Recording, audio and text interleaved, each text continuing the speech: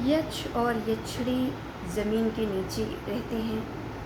बहुत पुरानी जो पीपल बरगद के पेड़ होते हैं उनकी जड़ों के नीचे उनका वास होता है। और बहुत गहराई जहाँ बहुत पानी का अंश होता है वहाँ भी होते हैं। हाँ, लेकिन ये बात गलत है जो लोग ये बात बोलते हैं कि यक्ष और यक्षिणी जो होते हैं वो ऊपर आकाश की तरफ, जैसे लोग परियों के बारे में बोलते हैं, अप्सराओं के बारे में बोलते हैं कि ऐसे ये नहीं रहते ऊपर, ये नीचे रहते हैं ज़मीन के। और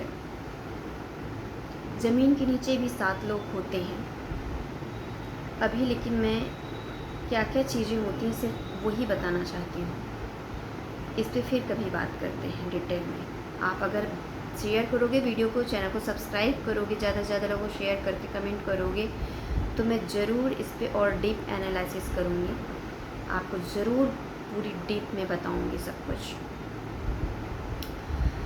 तो यक्ष और यक्षिणी जो होते हैं वो ज़मीन के नीचे ही होते हैं, उनका निवास स्थान ज़मीन के नीचे होता है।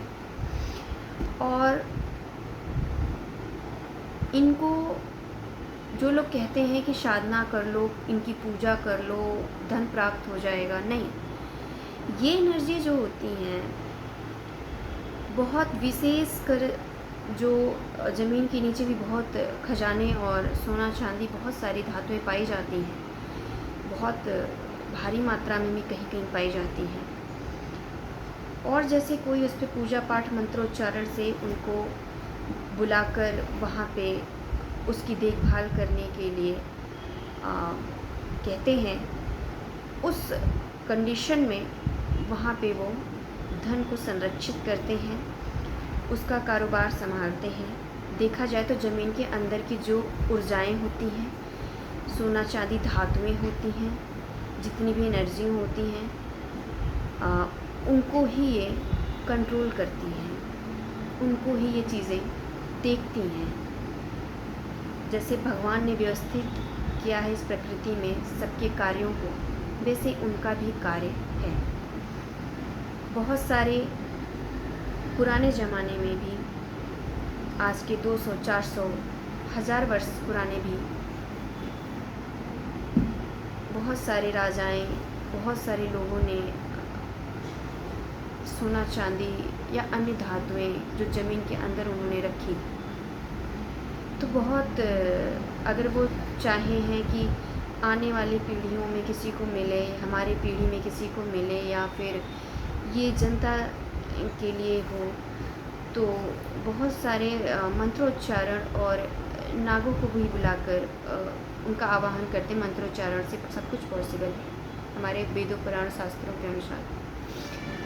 तो वो उनको पहरेदार के रूप में वहाँ बैठाते हैं। जैसे आप लोगों ने बहुत बार सुना होगा कि जब कहते हैं ना कि यहाँ खुदाई हुई, जैसे कभी सुनने में आपने पुरानी बातों में भी सुना होगा कि यहाँ खुदाई हुई तो यहाँ पे बहुत सारे पात्र, सोने चांदी का आभूषण और ज्वेलरी, ये सारी चीज़ें मिली, सोने चांदी के सिक्के मिले, कॉइन्स जो होते हैं वो मिले। लेकिन वहाँ पे सिंगल स्नेक, सांप या नागों का जोड़ा जो होता है वो भी मिले, उनको कोई टच भी नहीं कर पाया। तो ये तभी मिलते हैं जब उस संपत्ति को बांधा गया हो मंत्रोच्चारण से। इसलिए नाग जो होते हैं वो वहाँ पहरा देते हैं, और उनको छेड़ना भी नहीं चाहिए, और ऐसी वस्तुओं का लालच भी नहीं करना चाहिए। ये वीडियो भी सिर्फ नॉलेज के पर्पज़ से मैं बना रही हूँ, ताकि आपको सही नॉलेज मिल सके, जो मैं अपने अनुभव के आधार पे आपको बता रही हूँ। इसका गलत मतलब बिल्कुल नहीं निकालना है, और ना इसके बारे में आपको किसी भी तरह से गलत लेना है। और यक्ष यक्षिणी भी ऐसे होते हैं, वहाँ की पुरानी जितनी भी चीज़ें होती हैं, धातुएं, ज्वेलरी, जैसे बहुत सारे पुराने सिक्के, सोने चांदी, धन संपत्ति, वहाँ की नीचे की ऊर्जाएं वो कंट्रोल करते हैं। उनको कुछ लोग पूजा पाठ के थ्रू पॉजिटिव करते हैं कि भाई धन मिल जाए, पैसा मिल जाए, संपत्ति मिल जाए, तो उसके नेगेटिव ही परिणाम देखने को मिलते हैं। इसलिए ऐसी चीज़ों को पूजना नहीं चाहिए, क्योंकि भगवान से बड़ा कोई भी नहीं होता है और कुछ भी नहीं होता है। जिसने ये सारी धरती बनाई, सारी प्रकृति उन्होंने व्यवस्थित की है, उनसे बड़ा कुछ भी नहीं और कुछ भी देने वाला कोई हो भी नहीं सकता है।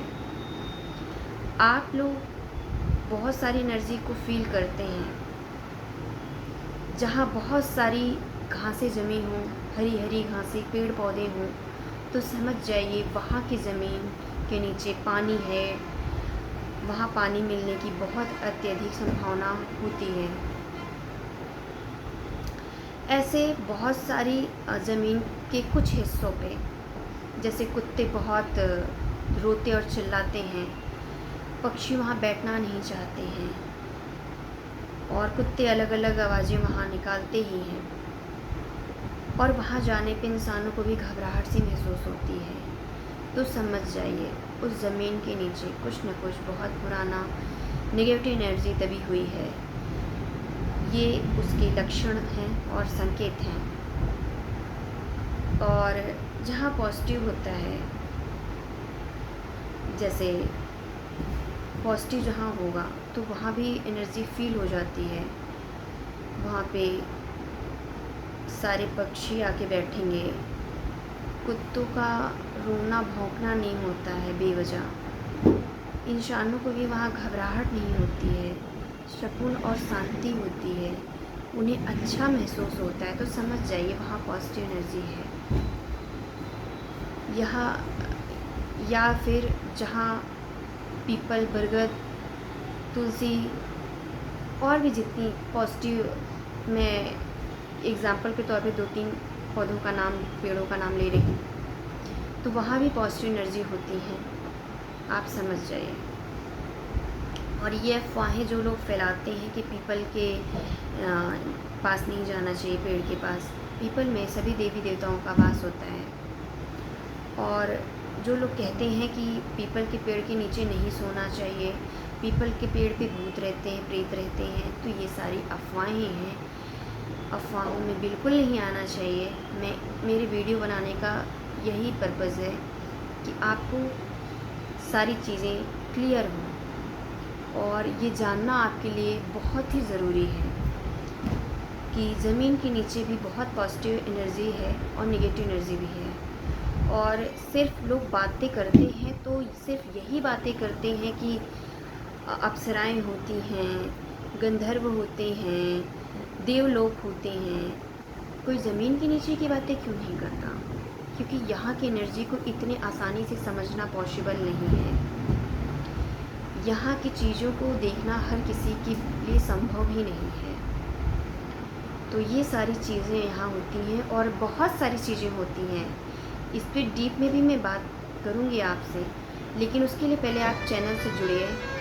और यक्षिणी जो होते हैं, इनकी एनर्जी जो होती है ना तो बहुत पॉजिटिव होती है ना तो नेगेटिव होती है, ये न्यूट्रल होते हैं और इनको छेड़ना नहीं चाहिए बिल्कुल भी। आप किसी भी चीज़ को गलत वेव में लेकर मंत्रोच्चारण करके आवाहन करोगे अपने लालच और अपनी तृप्ति के लिए, अपनी फिजिकल नीड्स के लिए, तो ये आपको हमेशा नुकसान ही पहुंचाएंगी, आपके लिए हार्मफुल ही होंगी।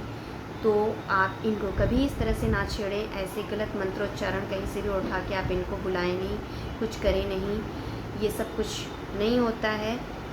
आप फालतू चीज़ें करोगे इस तरह से तो आपको नेगेटिव परिणाम देखने को मिलेंगे। और यक्षिणी होते हैं, बिल्कुल होते हैं, लेकिन भगवान ने सबको व्यवस्थित किया है। छोटे छोटे जीव जंतु से लेके देवी देवताओं से लेके यक्षिणी, गंधर्व, अप्सराएं, सबका अपना कार्य है, सबका अपना महत्व है इस प्रकृति में और सबका योगदान है। तो सब कोई अपने हिसाब से अपना कार्य कर रहा है, लेकिन आपको कोई अधिकार नहीं है कि आप किसी को छेड़ें गलत तरीके से।